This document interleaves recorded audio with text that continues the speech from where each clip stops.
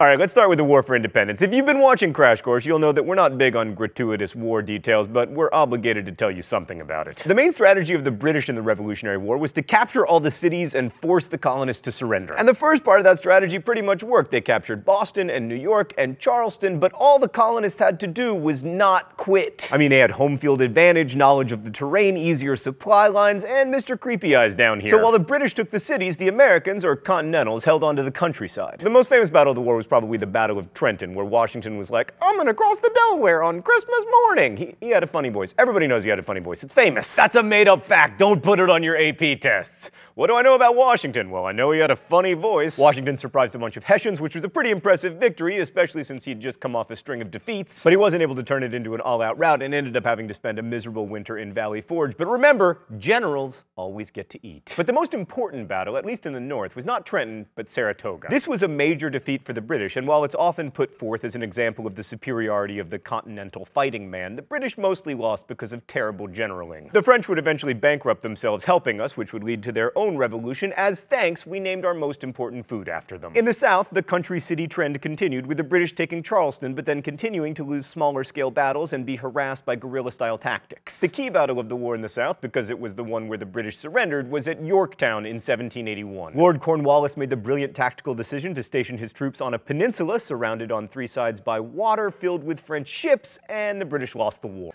Thanks for watching. I'll see you next week. Crash Course is produced and directed by Stan Muller, edited by Stan and Mark Olson. Our associate producer is Danica Johnson. The script supervisor is Meredith Danko. The show is written by my high school history teacher, Raoul Meyer, and myself, and our graphics team is Thought Bubble.